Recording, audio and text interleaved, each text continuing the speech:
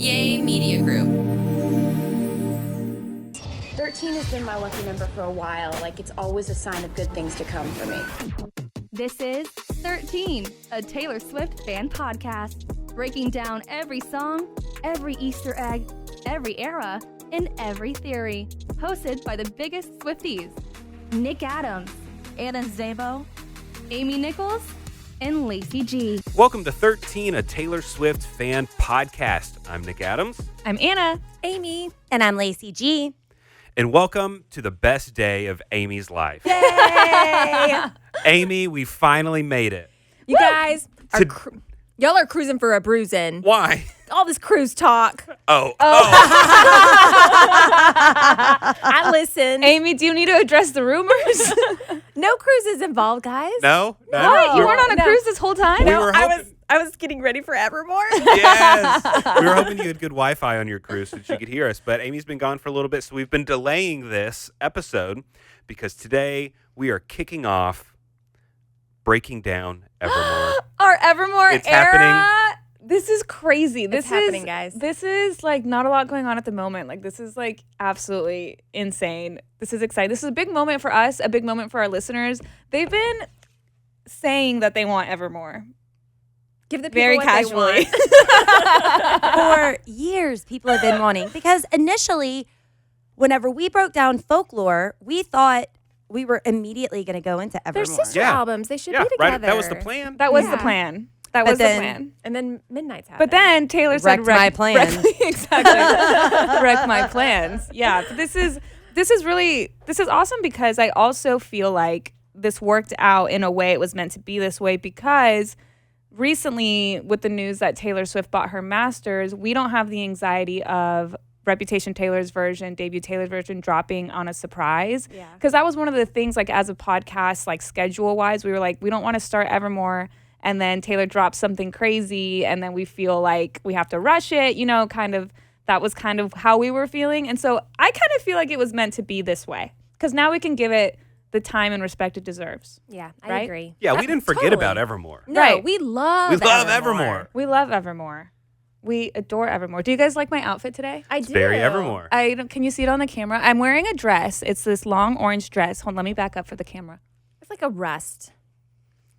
It's very, very pretty. I've only worn this dress twice on two very monumental days. One being the Evermore initial rankings episode on the 13 podcast. Today, right Today. now. Okay. Today. I was like, is there another one that I forgot about? Today. And the one singular other time I've worn this dress was the day I got engaged.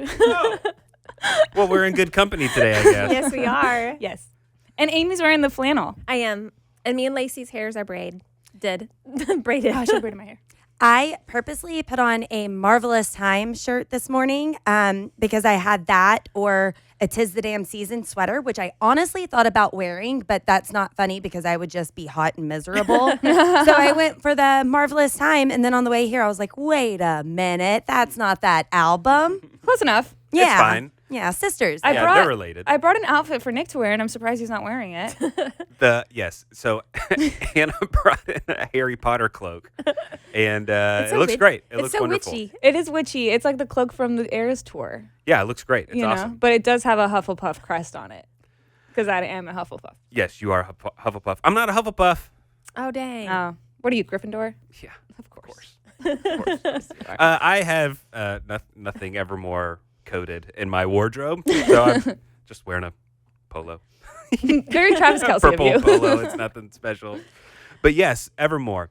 And whenever I think about Evermore, I'm immediately taken back to the time the world was in when Evermore was surprise dropped on December 11th, 2020. The world sucked. It was awful, wasn't it? Yeah, it was COVID year. Luckily, we just had Folklore, so that was great. We were just basking in Folklore. That was wonderful. It was great. But yeah, it was COVID. Everything was still kind of shut down. We didn't really know what was going on, what we we were in the doing. thick of it still. We were in the thick of it. The unknown, too. Unknown. And then out of nowhere, Taylor Swift drops a sister album to one of our new favorite albums. Like Folklore was just an instant classic, and then she says, "Hey, I got this sister album." Yeah. And we're like, "What?" And we just devoured it. And I mean, yeah, those two albums during that time when a lot of artists were not releasing music, it was just like, it was just like, it just became like a safe space. It was like, oh my gosh, finally we have something to look forward to. This is great. Yeah. And here we are. Yeah. And remember, at the time, that was when, like, on her social media, that was like one of the first times that the grid was aligned. The grid was Remember, aligned. the grid was aligned, and we like kind of had like, not that we knew it was going to happen, because a surprise drop of a Second Sister album is something she had never done before. Yeah. But we were like, something's happening. And then she did that thing. Back then, it was kind of like a trend, I guess, to post like 9 photos where on your Instagram it creates the entire like album cover. Mm-hmm. Back when Insta was still squares. Yeah, back when it was still squares. Throwback. So I remember she did that with the Evermore cover. And when the album was released, she did an hour-long interview with Zane Lowe from Apple Music. And so I listened to it last night in its entirety while I was doing my like prep and everything, because I just wanted to remember what she said when it came out, because even like in recent album breakdowns, like we don't really have a lot of like her doing interviews, you know? But this was an hour-long interview where she talked solely about the songwriting process of Evermore. And it's really incredible. You should go back and listen to all of it. But some of the highlights was she felt the interview was released the day after the album came out. And so she said that she just felt so liberated to release the album. Kind of like how you said, Amy, she had said that like she just could not stop writing. Like after Folklore, she just could not stop writing. And she said, Evermore was the first time that I didn't discard everything from the album before. This anxiety that I needed to change. I wanted to just stay in the forest. Because, you know, she said before that she puts out an album and then she feels the need to reinvent herself. And she said after Folklore, like that was just the first time that like she just kind of stayed in the same lane, and that felt like really, really, really good to her. Yeah. Jack Antonoff had said, I never made an album like this, and I don't know if I ever will again, which I thought was really cool. And she talked about that kind of just being like, yeah, she was like, it's just this weird time, yeah, like during COVID, and they had just filmed the Folklore Long Pond sessions, like So good. before like this interview, and so she kind of talked about that too. Highly recommend going back and just like revisiting it. And she also talked about like certain. It was also funny because she talked about how she was recording Evermore simultaneously while recording Fearless Taylor's version. So she said that she recorded Happiness, and then the next day, like, or the same day, also recorded You Belong With Me, Taylor's version. She's like, it's this weird, you know, like state of mind that I'm in. So I think that just like is so interesting. So when I think of Evermore, I know that we have not broken it down on this podcast because we've had fans asking and wanting it and telling us it's time to go. We need to get in with it. But I remember breaking it down with y'all though, and that's because before we even started this podcast, we would get around on each other's separate podcasts and talk about Taylor Swift. And so back in December, on December 17th, 2020, we broke down the entire album of Evermore, the four of us together. That's crazy. Yeah, we used to do the entire album in one episode. So Long episode. they were like an hour and a half, 2 hour long episodes. But for each song, we could only talk for like 5 minutes about each song. And that was it. And it was so much fun. But I did revisit that this morning because I wanted to know What we said. what we were saying, what our thoughts were initially. So this is December 17th, 2020, us discussing Evermore. So how many album reviews have we done now? Ann and I did one for Reputation. I think that was That's our one. first one. Also offended that we weren't invited that time. I don't know. Maybe we didn't know that y'all were as big as Swifties as we were at the time. And then after that, we did Lover and then Folklore and now Evermore. This is number 4. Yeah. You know what this means? If she's re-recording her masters, Look, do guys, we need to go back and do all the other albums too? I was gonna bring that up. I don't Really? know. I mean, I did have the thought. we have other albums we haven't gotten to you know yet. what? I'm just saying I'm down. So Okay. So that was the first time that we discussed doing a Taylor Swift fan podcast. did we, when we recorded that, did we already have plans to do it? Like, was that us dropping an Easter egg, or was that like a genuine? It might have been. It may have been us dropping an Easter egg. I feel like I remember us talking about it in December of that year. So and then we before- started pre-recording some episodes, and we held on to some of them, and then we launched our episode the day she released Fearless Taylor's version. April 13th.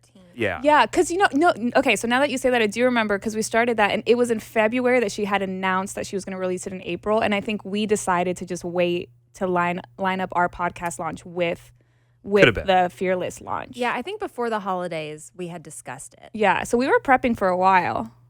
Yeah. That's But awesome. We have Nick's somewhere. We have Nick's original text that said we should start a Taylor Swift fan podcast. Yeah, I was trying to scroll through our group message, and that was almost 5 years ago, so I haven't gotten all the way back there yet. So. I can't find it because I know that we posted it on our Instagram at one point, so I can scroll back and find it. Could be a good job for Sahir, who is waiting for us outside. Let me go open the door for him. Okay, yeah. Well, you go open the door. I'll also just I was gonna say, like, I do have like the screenshot of the text, and now that we're talking about it, I think like we should print it and frame it. Aw, I love that. Wouldn't that be so cute? Yeah. Just you can print hang it right by the guitar. Yeah. Oh, because I can't remember if I mean I don't think it was Taylor Swift's birthday that we said it, but I can't remember if it was like closer to the 13th or if it was closer. It might have even been on New Year's Eve though. I want to say it was something like that. So if that's the case, then this was the initial conversation. We will confirm that's way too many details for stuff people probably don't care about. But I'm just wondering if for us as a podcast, How cute, though. We will be able to find it, and I know that I have a screenshot of it. It's just in the depths of my phone.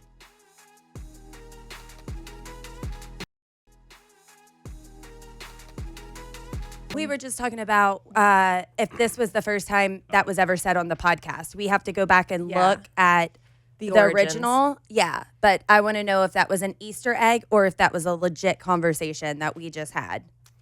Something tells me that was an Easter egg. Yeah, hearing us talk about it, I feel like It we had like something already we did. started We were- the groundwork, or at least thinking about it. Like, even though we were just listening to it, we were smirking when we were saying that. You know Yeah, what I mean? for sure. Like, we already I knew think we were so. going to do it at that point. And there was like 10 people that listened at the time.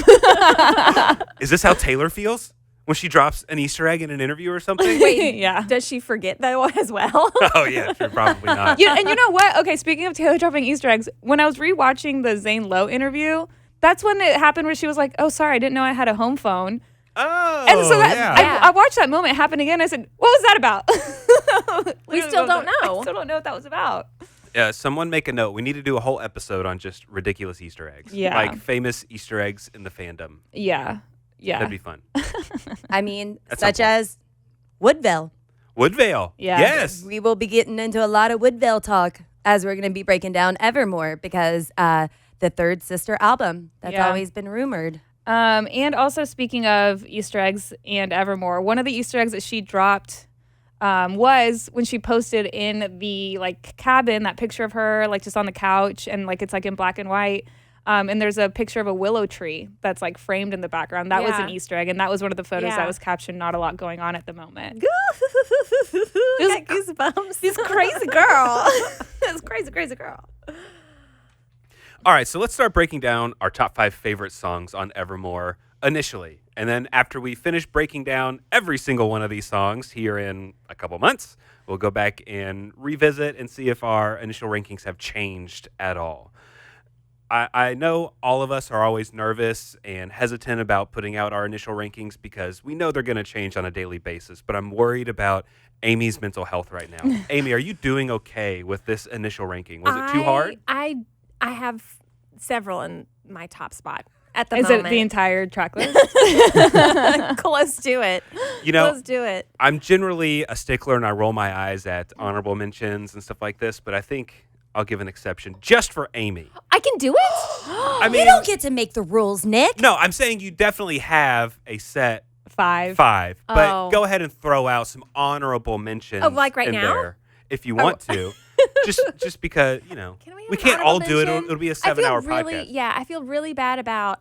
Ooh, I really want Dorothea up there in my top 5, but I don't think she's gonna make it, guys. Well, you I say that now, but your final Yeah. rankings might be different. True, You know. true, You know. yeah. I also need to say, because every time we do a rankings episode, and the reason that we love doing rankings episodes and that the Lobsters love listening to them is because everybody has their own opinions. With an album like Evermore, there are no wrong answers. Can we all just agree? Absolutely. I mean, there never are any wrong answers. Everybody has their own taste, but there are some times where it's like, how dare you not put All Too Well in the top?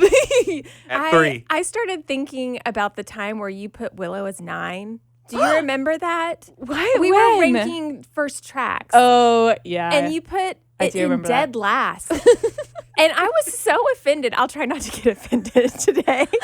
Wow. Wow. Goodness. What's right. more offensive, Lobsters? Not putting Willow in or ranking All Too Well As number snack 3. size at number 3? Yeah. Yeah, there's no competition there. Yeah, just curious. No, everybody's opinion changes. Yeah. True. I also remember, not to call myself out, but I remember we did a social media video where like the filter on TikTok was like, it just like gave you like 3 songs and you had to like rank them 1, 2, and 3. Or no, it was like skip, which one you would skip, which one you would replay, and which one like, I don't know what it was, but whatever it was, my songs, I said I would skip Ivy. And Nick like almost murdered me like on the spot. And the only reason I had said that was because the other song on that list was Haunted. Oh, yeah. And me personally, you know what I mean? Like, it's different for me. But I thought about that when I was doing my ranking. That's rough. I know how you feel now, Andy. I know how you feel. Okay.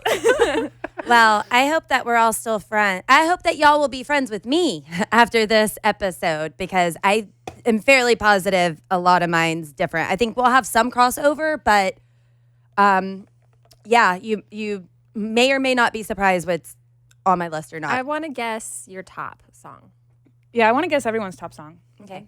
We'll do it. when we get there. All right, let's start breaking these down. So we're going to give our top 5. We'll give a little brief explanation as to why. And I'll start us off. My 5th favorite song on Evermore, "'Tis the Damn Season." I love this song. There's so many songs on this album where they're just kind of dark and depressing. We're just in that state of mind in this album, melancholy. And this song, there's just so many emotions in it. It's like part of it's kind of hopeful, but part of it's just like kind of a give up. It's just like, okay, sure, I'll try this again. It's just like, okay, it didn't work the first time, but let's just go back and give it another try, maybe. And we know it's not going to work. We know we're setting ourselves up for heartbreak, but we just want to feel something in this moment. And so I just love how she can take all that and put it in a nice, beautiful song where some of the time she's sad, some of the time she's hopeful. I just love it. "'Tis the Damn Season." Mm-hmm. It's a great song. Anna, what you got for number 5? Despite what I just said, at number 5, I have Ivy. I needed to give Ivy the redemption that it has always deserved. But I think to start a song saying, "I'd meet you where the spirit meets the bones in a faith forgotten land," that is crazy work when it comes to lyricism. And I feel like Ivy is one of those songs where you really, really have to like read it, understand it, like know what it's saying. And I'm excited for us to break it down because I do feel like there's a lot of different interpretations about it. But I mean, I think on a songwriting level, this is just absolutely top tier. And to say that when it's number 5 on my list is also crazy. Yeah. Absolutely. But yeah, Ivy for me is just, it's incredible. You guys, she was on fire when she wrote this album. Yeah. It's really difficult. Number 5, Champagne Problems. And I don't want it to be that low, but it is. Yeah. That's just, it is what it is. Someone has to be there. And I mean, the bridge is phenomenal. We just talked about our favorite bridges. So it's there. It's at number 5, and I'm okay with it, guys. Love it. Love it. you're Love the accepting, song. you're accepting it as you say it. Lacey, what you thinking? All right, number 5 for me, Tolerate It. This song gutted me from the moment that I heard it. Watching it on the Eras tour, just what a masterpiece to remind you to never tick off the theatrical person in your life, the vengeful person who will come back and do all of this. But just the assumption, you're assuming that I'm fine, but you don't ask. But what would you do if I left you? You don't think that I would, but I will, but you don't have any faith in me because you don't bother paying any attention to me. And that's just super sad.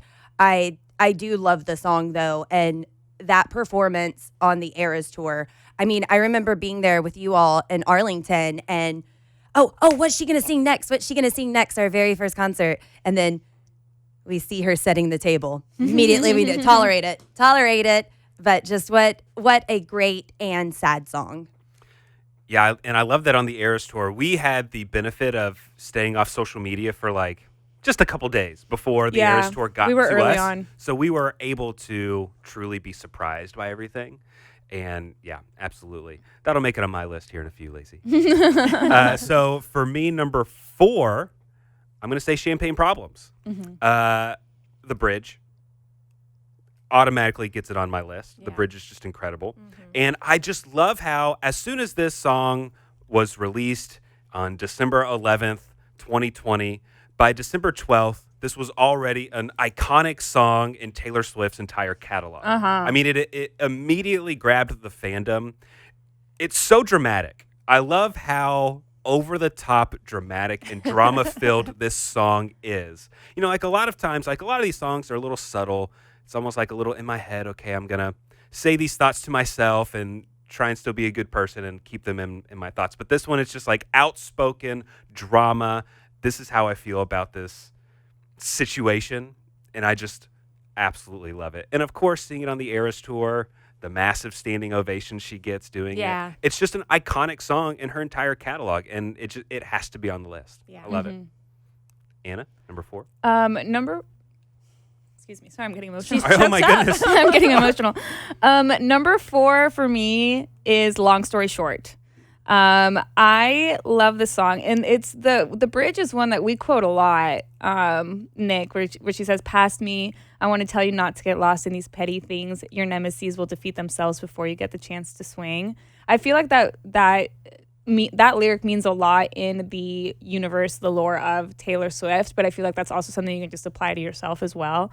And I really love it. I love the cadence of it, the beat of it. Like I think it's like more upbeat than some of the other songs, if you will. But I just really like it. I've been listening to Evermore leading up to this, like knowing that we were gonna, do this soon. I've been listening to the album just on shuffle for the past few weeks, to the point where it's definitely gonna make my Spotify Wrapped. Like that's how much I've been listening to it. But every single time the Long Story Short came on, I was like, I can't not have it somewhere in my top 5. Do you hear it and then skip back to listen to it again? To the bridge? No, yeah, just or the entire song. Yeah. There are certain songs where it's like when it's over, you're like, I didn't get it enough. The 3 minutes and 20 seconds wasn't enough. Amy? Yes. Number 4. I was so happy whenever we found out that we get to stay in the forest with her. So whenever Willow started, this is my number 4. When Willow started and the story continues, this is why it's in the top, because Willow told me that we were still in that forest with her, and it was very exciting to be there. Like I want to like cry listening to you talk about it. Like you're like beaming, like glowing. So good. Lacey, what's at number 4? Number 4, Right Where You Left Me. I love the cadence. This song is an earworm for me. It really gets stuck in my head. And we, of course, are nowhere near breaking that down. But I feel like even though she's using different words and imagery, that this is really explaining the re-recording process. The fact that do you ever think you got it wrong? Did you think I was just going to sit right here where you left me and do absolutely nothing? So I love the message in it. And I really just love the cadence and can get stuck on that song. So Right Where You Left Me, number 4 for me. So my number 3 was definitely a kind of surprise to me when I was putting this together, but the more time I spend with this song, I love it and appreciate it even more. And not that I'm like old, but the older I get, I think I appreciate it more. Taylor clearly has tons of really personal songs, but Marjorie is just like a different level of revealing just her feelings and letting us into her personal life. We've all lost somebody at some point in our lives. It doesn't have to be a grandparent that you think of when you hear this song. It's just so personal. It's like a delicate song. And seeing her performing on the Eras tour and like writing her grandmother's name in the air while she's singing, and like her grandfather or her grandmother obviously was a singer and stuff, and like oh wow, now her grandmother is being heard in sold out stadiums all over the world. Yeah. That like wasn't even a possibility when her grandmother was performing, and now it's still happening through Taylor. And so just every time I hear it, I appreciate Marjorie more and more and more. And it makes me think of all the people that I've lost in my life. And it's like a fun, while it's kind of, sometimes it's a sad song, but it's kind of a fun song. It's kind of a fun trip down memory lane with those people who are no longer in your life. Yeah. And so, I mean, what died didn't stay dead is like, so it kind of sounds like a little harsh. Like, I don't know, whenever I hear the word dead, it's like, ooh, I don't like hearing that word. But it's kind of beautiful. It's kind of wonderful. It's like kind of what you hope people say about you when you leave this world. So Marjorie is number 3 for me. That's nice. That is really, really beautiful. In the Zane Lowe interview, she talked about, when she was talking about Marjorie, she said that every like few weeks, her mom just like looks at her and was like, "You're just like your grandmother." Yeah. And like that's kind of what like was part of the inspiration also of taking the story and putting it into song, absolutely. which is like, And something as simple so as beautiful. a grocery store receipt I know, can remind you of that person. And it's just one of those. She has so many songs that everyone can identify with in some way. And it's like, this is just kind of a song that everyone can relate to. Mm-hmm. So I love it. It's Yeah, great. that's really beautiful.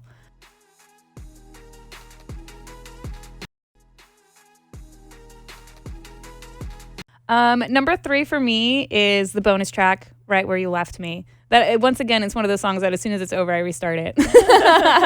I think it's just excellent storytelling. I think it's different in like the way that it's not the traditional songwriting, like verse chorus. Like it's just kind of like a continuous story, which I think is really interesting. And I love when she performed it as a surprise song on the Eras tour, and she was like, "This is really wordy." Like she was like mad at herself for writing a song that had so many like difficult lyrics to remember.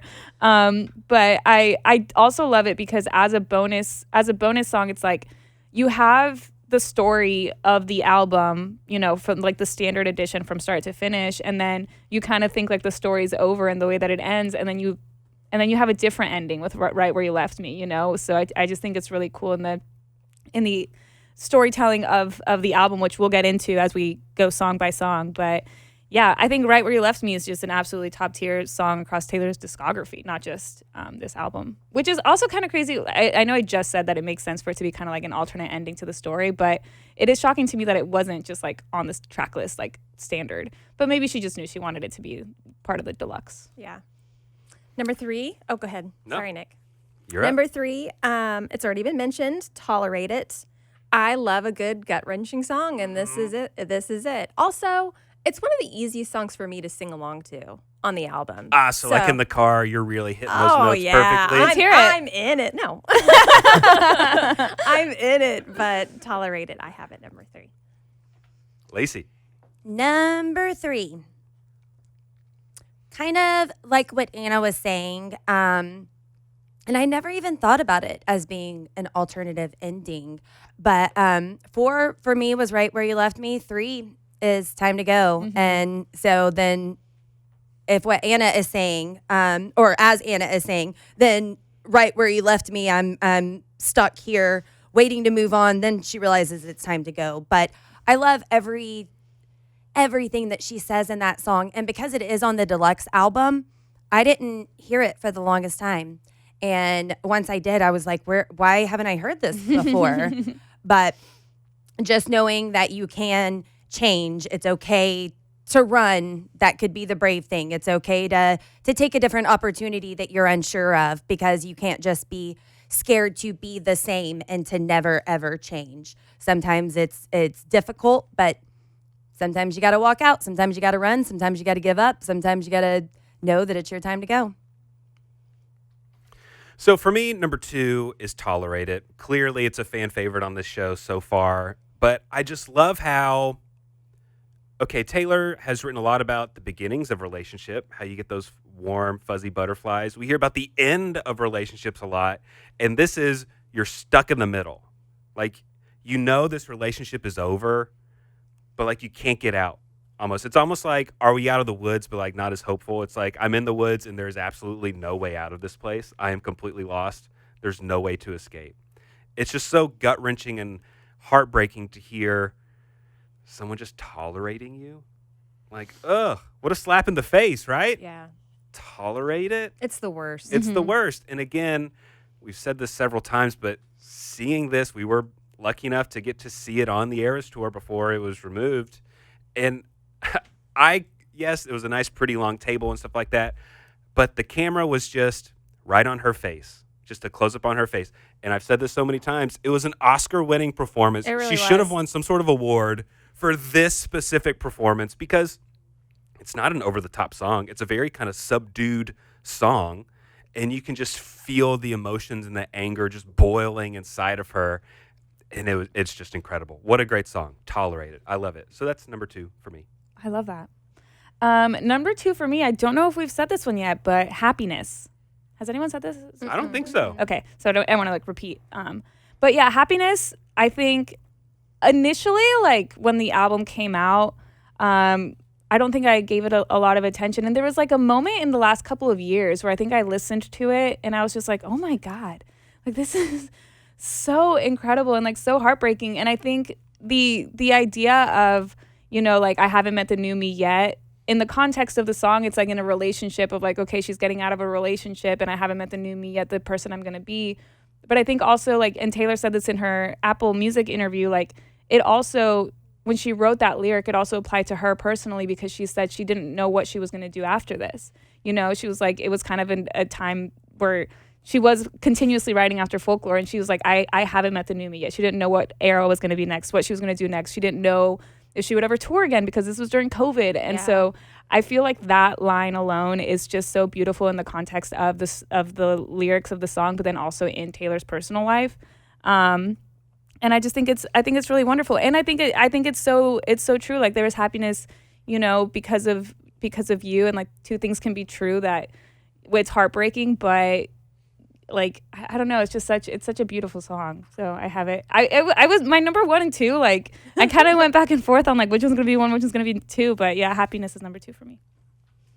Number 2, we've already mentioned it, Ivy. What a beautiful song. Yeah. She did such a good job writing these lyrics. I put it on repeat all the time. It's an excellent song. And I almost put it at 1, but y'all know what I did for 1. So I'm kind of like, y'all know what I did. I don't know. There's no trick. I know, but there's 2 songs that I thought you would have said already that you haven't. Really? Yeah. Okay. They're in my honorable mention. All right, number 2 for me, Coney Island. Mm-hmm. I got to see that live in London, and that was very fantastic. But also, just one day on Shuffle, this song came on, and I guess I never just intently listened to the lyrics, but when I started hearing Looking For You, But You're Right Here, Did I Shatter You? I was like, whoa, what is she? I need to listen more. And then she has the lyric, because we were like the mall before the internet. Yeah. It was the one place to be. Sorry for not winning you an arcade ring. And then later when I got into the accident, all I saw was your face. And she says, I went up to the podium and I think I forgot to say your name. Mm-hmm. It's just, it's a really beautiful collab with them too. And I love the wording on it all the way. So number 2, Coney Island for me. Also, thank you, Taylor Swift, for performing that for me in London that night at Wembley Stadium. That was very sweet of you for that. And I did something bad. Yeah. It was really, but thank you. Thank you, Taylor. You're so lucky. So, Nick, sorry. Yeah. We're guessing your number 1, Sure. right? Guess. What do you think my number 1 is? Did you say Ivy already? No. Oh. That's my guess. Yeah, I'm also going to guess Ivy. It's Ivy. My number 1 is Ivy. I love Ivy. It is rebellious. Oh, so good. She knows this situation is wrong. She knows it's bad. She don't knows, care? She knows she's playing with fire. She sings, it's a fire. It's a goddamn blaze in the dark. Like, she knows this is bad. And you started it. And I love how Taylor uses imagery and everything. Like, Ivy, in the real world, Ivy is not necessarily great to grow on houses. It's not great to grow on trees. It looks pretty, but it's choking you out. but it is killing it's killing that tree it's wrapped around. It can completely deteriorate a house that it's in. So like, yeah, it looks nice for a little bit, and then it can just completely ruin your world. And I just everything about the song, how it sounds, just the cadence in how she's singing it, the words, her tone, the subtleness of some of it, and then she builds the song up. I just absolutely love Ivy. It's just to me just like a masterclass in symbolism, in lyricism, in how to perform things. I don't know. Ivy is top tier Taylor Swift for me. All always. right, I'm convinced. It should be number one. It's just such a great. It's so good. It's so great. It is. Yes. And it's just crazy how you just hear her like cuss a lot in this song. You're like, Yeah. whoa.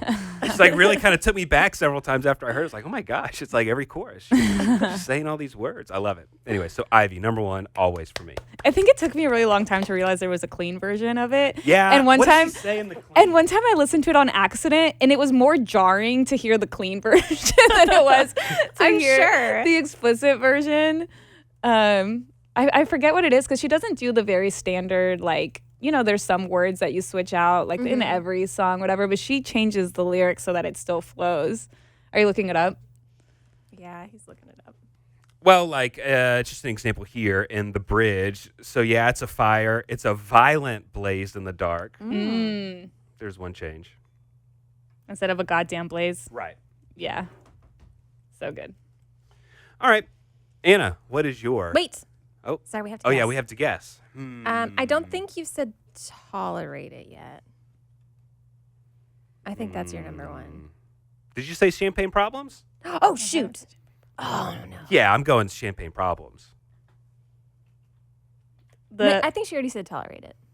I don't I think don't she remember. did. Oh, shoot. I don't know. I'm going to say tolerate it. I would have said long story short, but you already said that. I did already say that one. Number one on my list is Tolerate It. Yeah. I know. I do love Champagne Problems. It's my honorable mention. It really is. I promise. I swear. Tolerate It is number one for me. I think at my core, I'm a track 5 girly. But I just like we've already said, the performance of the Eras tour really elevated it to a whole nother level. Truly. But even apart from that, like just like everything, like it really is like the most painful thing that something that you could experience is loving someone and they literally just tolerate it. Like that is heartbreaking in a way that we haven't really explored in the terms of like, yeah, like you said, like there's breakup songs, there's new love, all this stuff, but to tolerate it, that hurts so bad. But simultaneously, like in the bridge, when she says, took this dagger in me and removed it, gained the weight of you, then lose it. Believe me, I could do it. Like, I love that because you have this entire song where she's like, you're tolerating my love. I deserve so much better.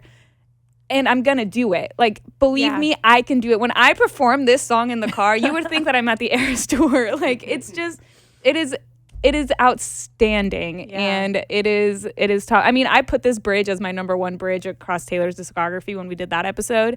So yeah, I will be having the happiest day and I will listen to Tolerate It. Like just cause. But yeah, Tolerate It for me, number one. All right, so now we got to try and guess Amy's favorite song. Okay, see, this is where I'm torn because she has not said Cowboy Like Me, Cowboy Like Me. but she has also not said Coney Island. It's going to be Cowboy Like Me. I'm guessing Cowboy Like Me. Cowboy Like Me. It's Cowboy Like Me. I know Coney Island is an honorable mention, but Cowboy Like Me, I don't know what it is about that song, but when she's telling this story, I mean, I've been married for almost 20 years. I'm in love, but she's never really believed it, and I think she believes it in the song. There's hope with this song.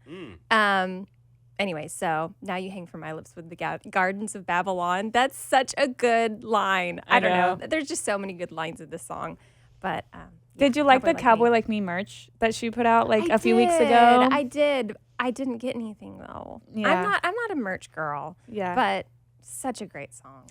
Do you like it that both Taylor and Travis like this song and that might be... I did not know that Travis liked this song. Yeah. Have we talked about it before? I've got such a bad memory. Yeah. Cowboy Like Me has come up and we think it might be their song to each other. Yeah. I mean, of course, it How was written before beautiful. him. I But know. yeah. Yeah, because I think, correct me if I'm wrong, but I think she would play it a lot as a surprise song at the shows that he was at. Yeah. And so we were kind of like, there's something And there. yeah, the bonus of having Marcus Mumford in it. I mean, Yeah. how great is that? I do love that. And I mean, just in real time, a few days ago, Taylor performed at the Tight End University benefit concert. It was a surprise performance that she did. She went out on stage with Kane Brown and performed Shake It Off. The girl that was in the front row, and this was a completely surprise performance, but the girl that was in the front row, like right in Taylor's eyesight, she was wearing a Cowboy Like Me hat. Was she really? Yeah. Oh. Yeah. That's and fantastic. I love that so much because I love that girl wore it in hopes that Taylor would be there because it was a Travis Kelce like sponsored event. But also that Taylor got to see that. Yeah. Like to see like in front row Cowboy Like Me appreciation. That's so great. So thank you to that girl in Nashville. Yeah, agreed. All right, now we got to guess Lacey's favorite song. Okay. I think We haven't heard Nobody, No Crime. happiness. I think it's happiness. I think it might be. I feel like Happiness was like a recent favorite, right? That she Have you said Happiness yet? I have not. Okay. Have you said Champagne Problems? I have not. I think it's one of those two. I'm gonna say Happiness. I'm gonna say Happiness. What is it? I say happiness. Champagne Problems. Champagne Problems. Knew it in my gut. I love the story in this. This album's been out for 5 years. I'm still learning about this song. There's new stuff coming up on this song, just the storytelling of it all.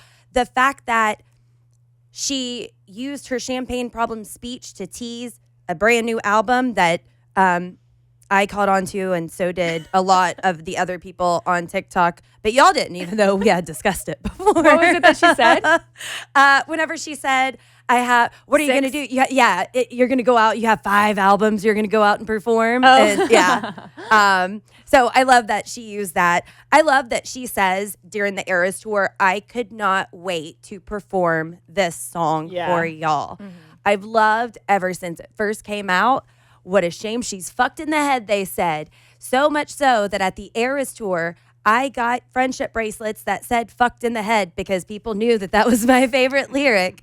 So I love the storytelling of it all, and just the realization that just because things are going one way doesn't mean you have to agree and put up with it. Yeah. You can change your mind at any time, and that's the moment that she realized, nope. Champagne Problems, #1.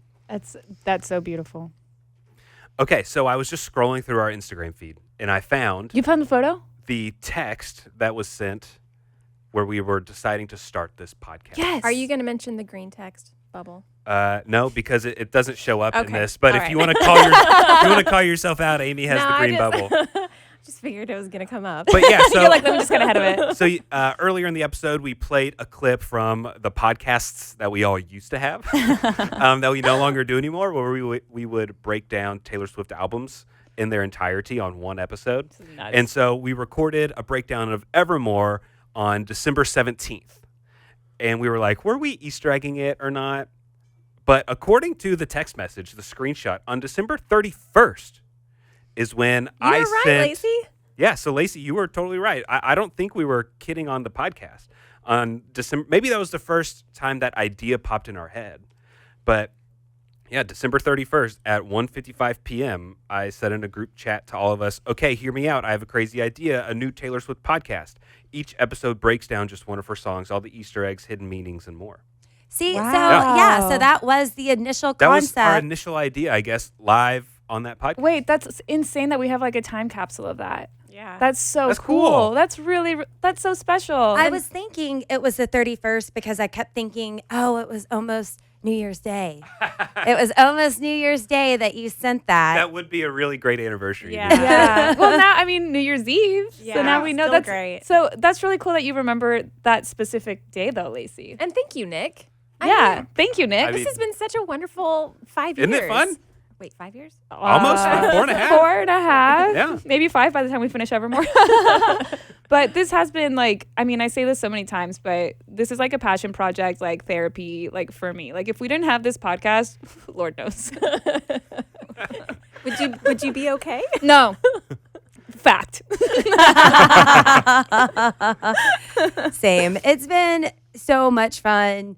learning and talking Taylor Swift with y'all throughout the years. I mean, as you heard in the first clip that we played earlier, Nick's like, oh, we didn't invite you and Amy to come record Reputation with us because we didn't think y'all were big enough fans. That's so crazy.